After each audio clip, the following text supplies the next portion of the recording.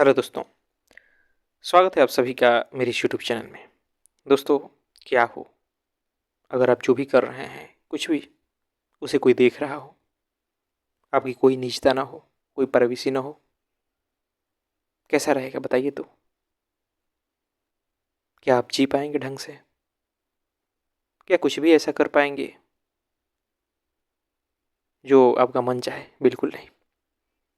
क्या फिर आपकी कोई व्यक्तिगत सोच नाम की चीज़ रहेगी? नहीं रहेगी ना। और जब आप यह जॉर्ज ऑरवेल साहब की पुस्तक पढ़ेंगे 1984, तो यही देखने को मिलेगा। यह किताब इतनी ज़बरदस्त है कि पूछिए मत। अच्छी किताबों में जानी जाती है।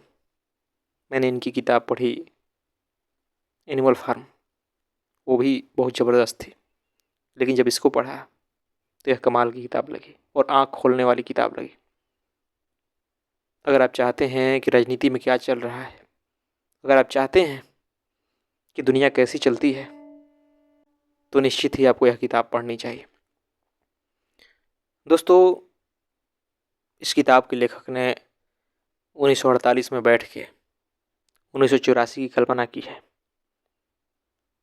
जो घटनाएं इस किताब में लिखी गई है, वह 1984 की बात लिखी गई है कि ऐसा ऐसा भविष्य में होगा।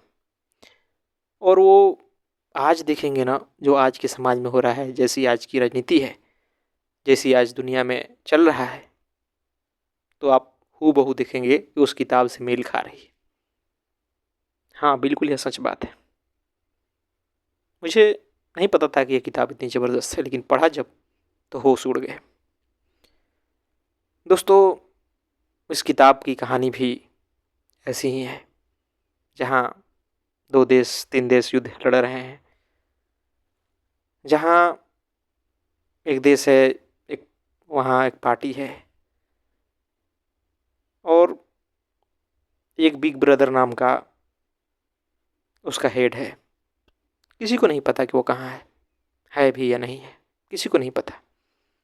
लेकिन उसकी आंखें सभी जगह बड़ी बड़ी लगाई गई है, और ये लिखा गया है कि बिग ब्रदर सब देख रहा है। और देख भी रहा है, क्योंकि हर जगह सीसीटीवी कैमरे हैं, हर जगह टेली स्क्रीन लगी है। किताब के शब्दों में टेली स्क्रीन। जो भी पार्टी के सदस्य हैं, जहाँ काम करते हैं, वहाँ भी टेली स्क्रीन लगी है। जहाँ उनका घर है, जहाँ वो रहते हैं, वहाँ भी टेली स्क्रीन लगी है। और सबको कहा जाता है कि पार्टी के प्रति आपको वफादार रहना है। पार्टी से विद्रोह यानी कि आप गए, आपका पता भी नहीं चलेगा कि आप कहाँ रहते हैं, और आपकी कोई निजी विचार नहीं होगी। जो पार्टी कहेगी उसी को मानना है, वही सत्य है। और इसका प्रचार बार बार टेली स्क्रीन पर भी आता रहता है। बार बार बताया जाता है कि हमारा देश इस देश के साथ युद्ध में है, हमारा देश उसके साथ युद्ध में है, यहाँ वो हो रहा है, आपको व्यायाम करना है तो ये करना है। वहाँ का नियम है कि किसी से आप संबंध नहीं रख सकते। दो व्यक्ति एक साथ बैठ के बातें नहीं कर सकते। लड़की लड़की या लड़के एक साथ प्रेम नहीं कर सकते। बच्चे नहीं पैदा कर सकते। और इसके लिए अलग से एक दस्ता है जो इस सबसे रोकती है लोगों को। यानी कि पूरी तरह से आपको भावनात्मक रूप से भी कमज़ोर कर देना, क्योंकि जहाँ आपकी भावनाएं जुड़ी है वहाँ आप में बल आ जाता है। तो आपको भावनात्मक रूप से भी कमज़ोर कर देना, तभी तो आप बिल्कुल गुलाम की तरह जिएंगे। बिल्कुल वही करेंगे जो पार्टी कहेगी, हर बात उसकी सही लगेगी। और उसमें ही होता है, अगर आपको दो और दो पाँच कहे जाते हैं तो वहीं आपको मानना है। नहीं तो वहाँ थॉट पुलिस भी है, उठा के ले जाएगी, फिर पता नहीं चलेगा कहाँ गए कहाँ नहीं। और अगर आज की दुनिया में भी देखें तो हमारे पास क्या प्राइवेसी है? कुछ है? सीसीटीवी कैमरे छोड़ दीजिए, आज आपके हाथ में मोबाइल तो है। आप क्या कर रहे हैं, क्या पोस्ट कर रहे हैं, क्या लिख रहे हैं, क्या देख रहे हैं, कहाँ खाना खा रहे हैं, कहाँ घूमने जा रहे हैं, क्या छुपा है किसी से? सरकार से छुपा है? पूंजीपतियों से छुपा है? बिल्कुल नहीं। और वो इसका बखूबी इस्तेमाल करते हैं। आप कैसे हैं, क्या चाहते हैं, सब वो दे देते हैं। आज आपकी कहने को है कि हम आज़ाद हैं, लेकिन आपकी सोच उतना ही दूर घूमती है जो कोई वायरल खबर चलता है, जो मुद्दे चलाए जाते हैं, कभी जाति के, कभी धर्म के, कभी किसी व्यक्ति के, उसी मुद्दों में आप उलझ के रह जाते हैं। जो भी लोग सोशल मीडिया पे हैं उससे ज़्यादा क्या वो सोचते हैं? कुछ नहीं।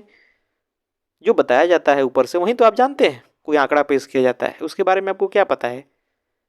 कुछ नहीं पता, लेकिन आप उसे स्वीकारते हैं कि वही सच है। तो इस किताब में भी यही कहानी है। बहुत सुंदर किताब है। इसमें देखेंगे कैसे नायक जो है इस कहानी का, वो छुप करके एक डायरी लिखता है, अपने विचार लिखता है, जो उसके अपने विचार हैं। और घर में तो भाई टेली स्क्रीन लगी है, तो ऐसे लिखता है जैसे पीठ उधर कर लेता है और लिखता है, छुपा के रख देता है।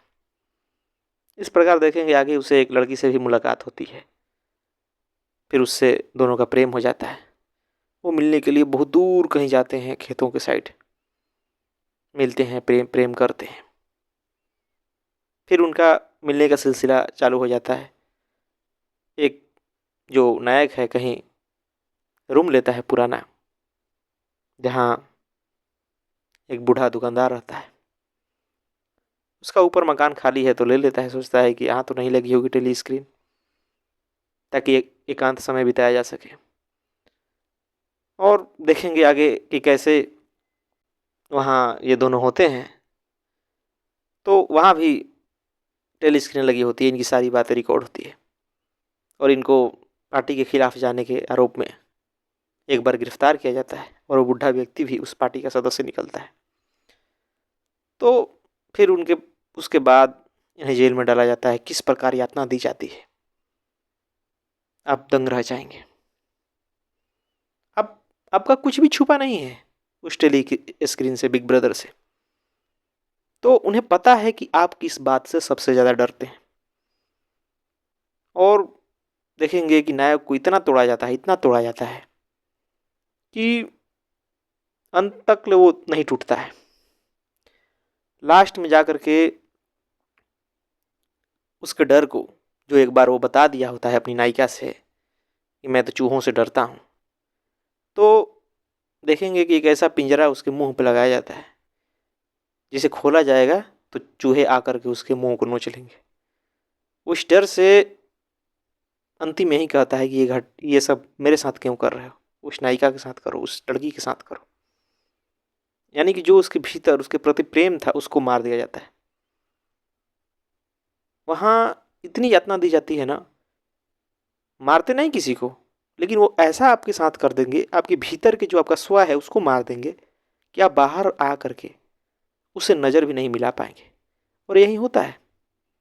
जब उनकी यातना ख़त्म हो जाती है काफ़ी महीनों के बाद, जब दोनों बाहर आते हैं तो दोनों अजनबी की तरह मिलते हैं, क्योंकि दोनों अब समझ जाते हैं कि भाई